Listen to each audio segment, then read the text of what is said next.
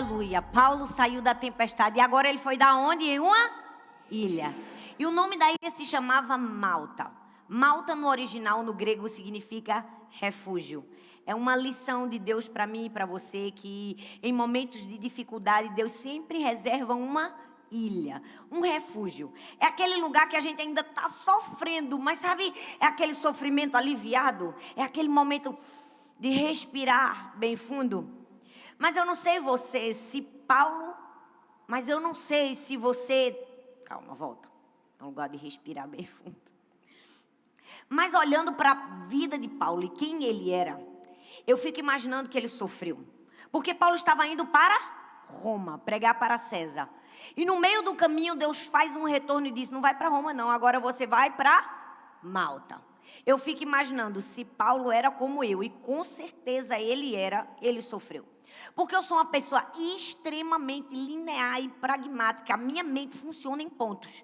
Se você assiste os meus sermões no YouTube, você vai perceber que todos eles têm uma mesma sequência lógica. Eu começo com um texto bíblico, coloco luz no texto bíblico, mostro o contexto histórico, faço uma ilustração, acho um problema, faço uma pergunta, essa pergunta eu respondo em 3 pontos.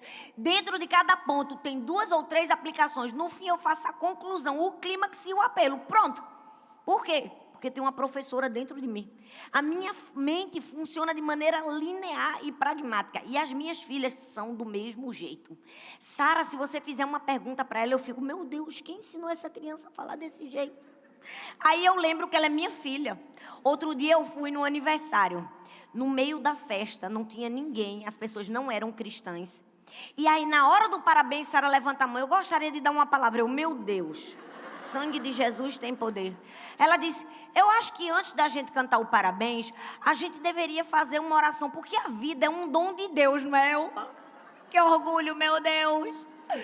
Quando ela começou a falar, eu pensei, ela vai continuar, ela vai fazer o apelo aqui, as pessoas vão aceitar Jesus. Eu digo, quem ensinou isso? Essa menina. Aí eu lembro que ela é minha filha.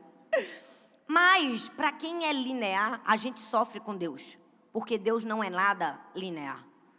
Paulo estava indo para Roma, mas no meio do caminho ele vai dar em uma ilha. Você já percebeu que Deus faz isso com a gente?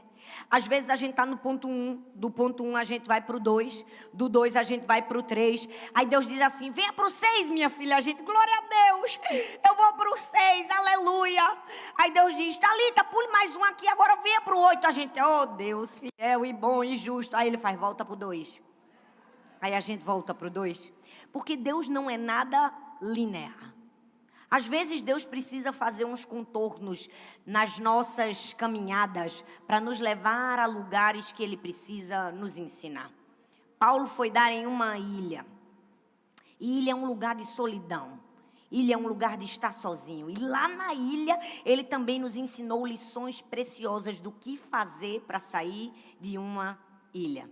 A primeira delas é, junte gravetos e busque se aquecer. A Bíblia diz em Atos 28, versículo 3. Paulo ajuntou um monte de gravetos. E quando os colocava no fogo, uma víbora, fugindo do calor, prendeu-se à sua mão. Eu não sei se você está conseguindo compreender o que eu estou tentando te ensinar aqui. Mas você está lembrado que eu disse quem era Paulo? Paulo era um homem altamente intelectualizado, culto, douto na ciência, na cultura da sua época. Um exímio orador, um apóstolo, um homem preparadíssimo. O texto diz que ele vai dar numa ilha e ele faz o quê? Ele começa a fazer o quê, gente? Juntar gravetos. Sinceramente, gente, juntar gravetos. Nem combina com o apóstolo, não é verdade? Nem combina com uma pessoa assim tão preparada. O que é isso? Isso é uma alegoria de Deus para mim e para você, que em situações de ilha a gente não faz o que quer. A gente não escolhe o que quer fazer, a gente faz o que deve ser feito. Infelizmente, muitas pessoas chegam na ilha e dizem, eu não tenho condições alguma de juntar gravetos. Os outros que juntem para mim, não é verdade?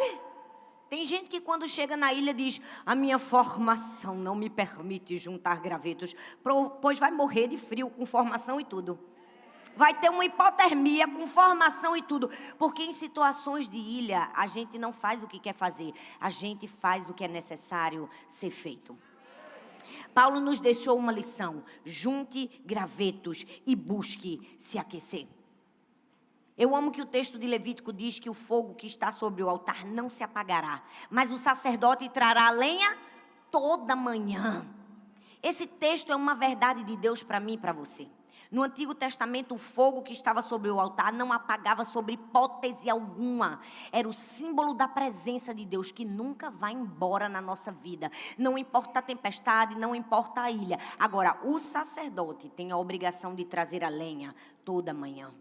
Em situações de ilha, você vai precisar juntar gravetos para se aquecer.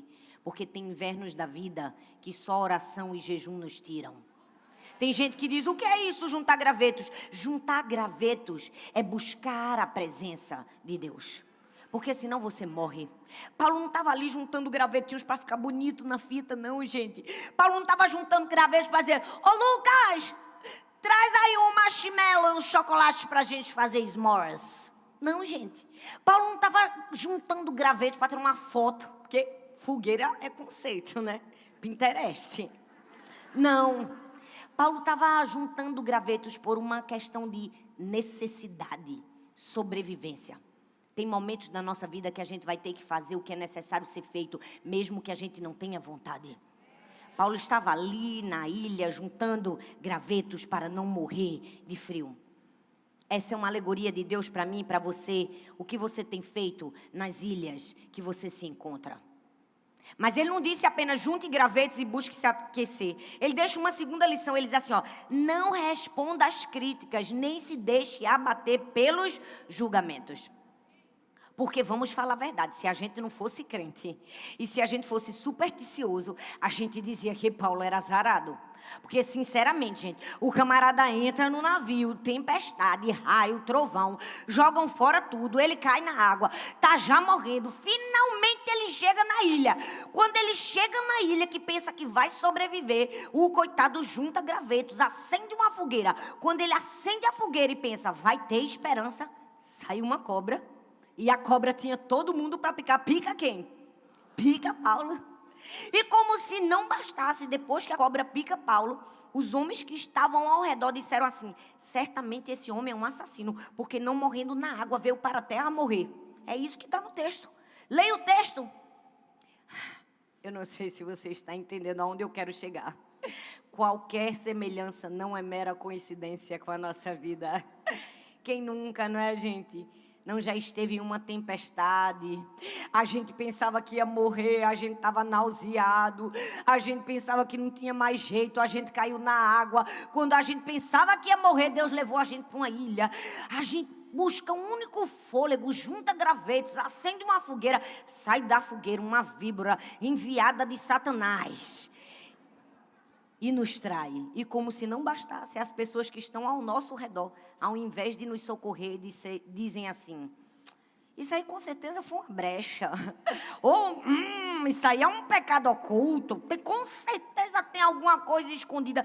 Porque eu não sei o que é que crente tem, que quando vê o outro sofrendo, tem a mania de dizer que é pecado. É verdade ou não é? Eu preciso dizer, nem tudo é pecado. Existe consequência para o pecado, sim. E não se isente dela. Mas a Bíblia também fala que pessoas justas sofrem. É só você ler o livro de Jó. O texto diz que a cobra picou e quando todos acusaram, o melhor é a reação de Paulo. Paulo não se debateu. Paulo não disse assim, não, gente, vocês não estão entendendo. Eu não sou um assassino, não. Eu sou um apóstolo. Ele fez isso? Ele fez isso, gente? Não, ele ficou em silêncio. Eu amo que Paulo não foi para o Facebook se sentindo injustiçado. Gente, Paulo não fez textão no Instagram. Paulo não deixou indireta nos stories. Deus está falando com alguém aqui. Tá ou não tá? Tá. Paulo fez silêncio. E simplesmente lançou a víbora no fogo da presença de Deus. Paulo deixou o método infalível para se livrar das cobras. Qual é esse método, pastora? Porque tem muitas na minha vida. Não vamos dar nome nem grau de parentesco. Sabe o que foi que Paulo fez, gente? Quando todos acusaram, ele estendeu a mão, lançou a víbora no fogo e disse: sai para lá. Ei, se alguma víbora te picou, o que é que você faz? Lança a víbora no fogo da presença de Deus e diz: sai para lá, porque quem te justifica é Deus. Ei, a Bíblia diz: quem intentará acusação contra os eleitos de Deus?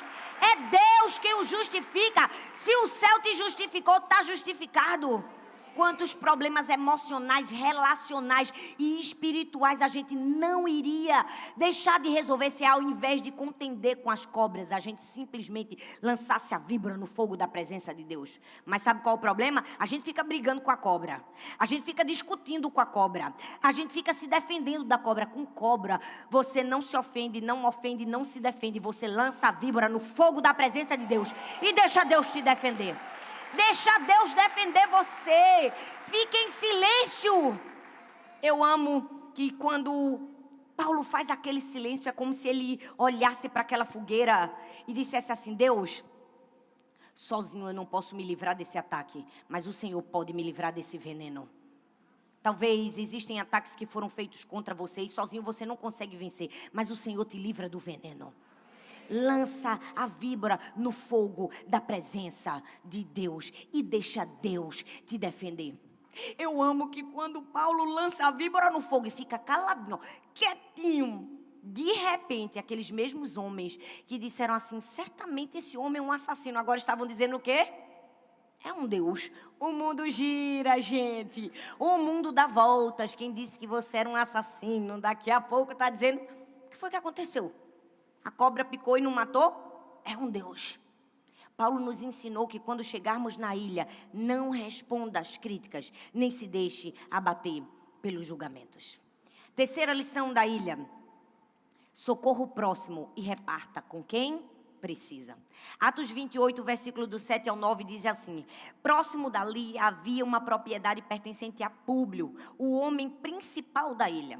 Havia um homem muito importante na ilha, o nome dele era Públio, e o seu pai estava acamado, enfermo, doente.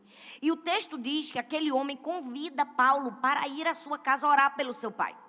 Para comigo e pensa, Paulo estava precisando de oração? Paulo estava num momento difícil? Com certeza.